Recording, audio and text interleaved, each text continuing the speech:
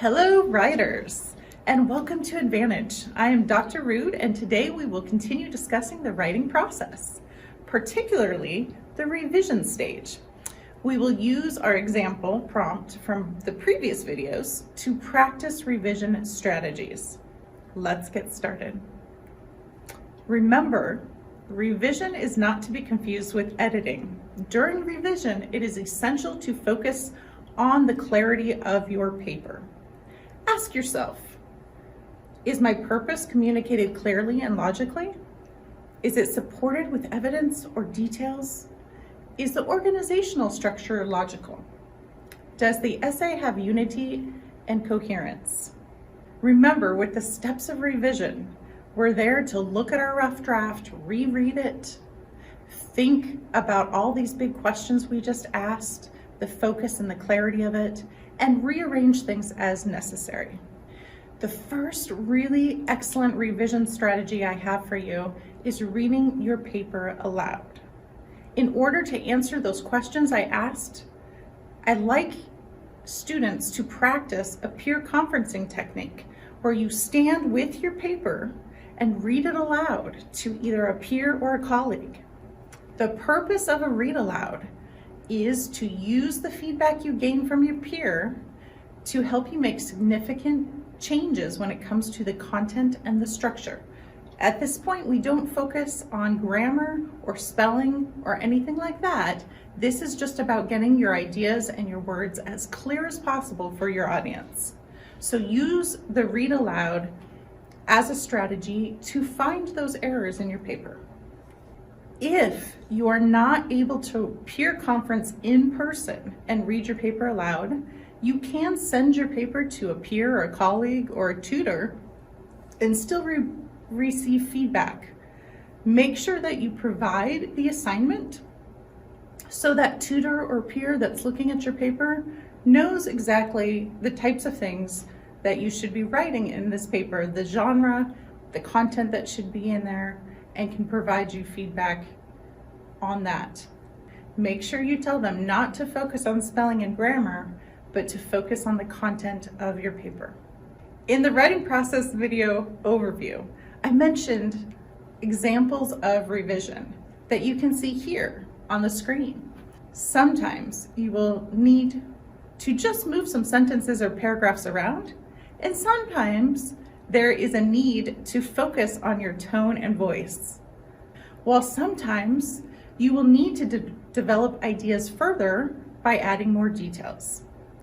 Oftentimes, our rough drafts are too wordy, and eliminating some information brings clarity. Today, we are going to focus on revising the introduction. Today's revision strategy is based on using an attention grabber or hook. The hook is used to engage your reader. It's very short. It's between 1 and 4 sentences at the start of the essay, and it bridges to the rest of the introductory paragraph.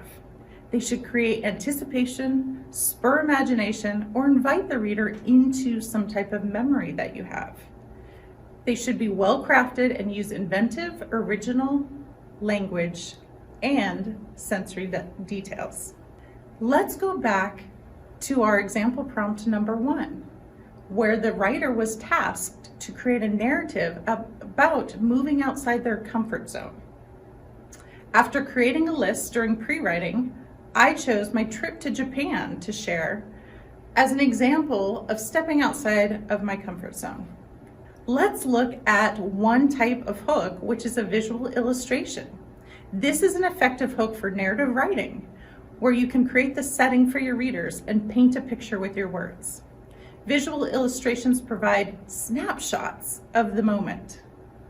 They utilize sensory details, words and descriptions that appeal to the 5 senses. We know what those are: touch, taste, sound, smell, and sight. And it's important to not be vague with this type of hook, as well as not to overdo it. You want to be succinct as you move into your introduction. Let's look at this example. After stepping off the airplane, I could feel the high energy of Tokyo around me, with other passengers moving swiftly through the airport to retrieve checked bags. Taking a deep breath, I approached the escalator, moving to the right with my carry-on trying to process the busyness of the airport when I felt a slight bump. A line of travelers came to a stop behind me, and all eyes looked in my direction. My cheeks reddened as I realized I was the cause for the traffic jam. Without a sound, the eyes on me communicated their expectations. My heartbeat increased as I realized I was outside of my comfort zone in this fast-paced city. I had yet to learn about social norms and customs in Japan. This is a rough draft, but it's an example of a paragraph that includes some sensory details. These details give you a snapshot of what it looked like and felt like the second I stepped off of the airplane. Feeling the energy around me, you can visualize those passengers brushing by me because they're moving swiftly. As I took a deep breath, I'm signaling that I'm slowing things down because I feel uncomfortable.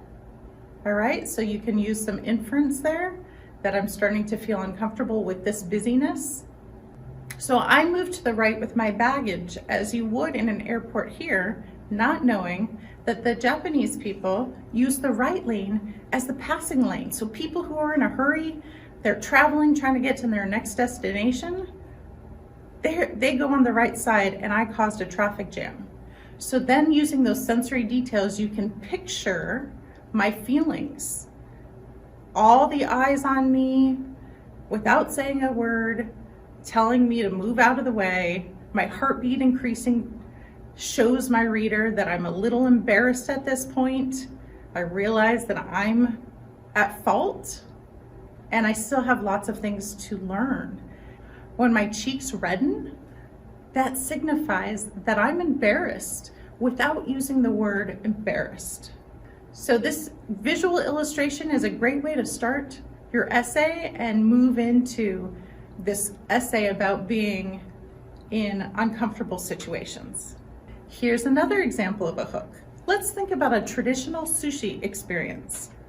You have a very small sushi restaurant with the chef and just a couple chairs, and he chooses the plates that you will eat for the evening.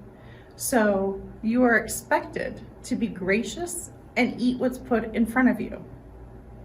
I knew that going in, and I was trying to be very brave. But here's what an example paragraph might look like when talking about being out of my comfort zone using the nonlinear climax technique. This is a technique that works well with narratives to start with the climax or most suspenseful portion of your story. It's a type of foreshadowing technique where you can hint at where the story is going and build anticipation in your reader. You tease the reader with a few sentences, then you quickly abandon that portion and go back to the beginning of your paper. Here's the example of the nonlinear climax hook. There I sat at the counter of a traditional sushi restaurant with a chef who personally picked the fresh fish for tonight's dinner from the fish market. He was the artist. He chose the menu, placing perfect creations of sashimi and sushi in front of me. My heart raced. It was no time to be a picky eater. A line was formed around the building by those hoping for a chance to sit in one of those 10 seats in the restaurant. I spent my entire trip sampling traditional Japanese foods, challenging my comfort zone, just to become embarrassed by the popular and expensive sea urchin. A voice in my head told me to close my eyes, but that did not help. I felt my gag reflex immediately. So there you have it. I'm painting a picture foreshadowing what is to happen of this very embarrassing moment that will be explained later in the story. That I'm forced out of my comfort zone trying new foods, but then embarrass myself in a very nice restaurant because I wasn't ready for the sea urchin, a very popular dish. These are different examples you can use with your introductions to grab your reader's attention, and I encourage you in the revision stage to go back to your narrative and think about the way that you grabbed your reader's attention. Did you use one of these techniques Or are you using something different? Either way, try to hook your reader in your introduction. Thank you for joining us today. I hope this video was helpful. Please click on EdVantage logo to subscribe, and we'll have more videos for you on the writing process.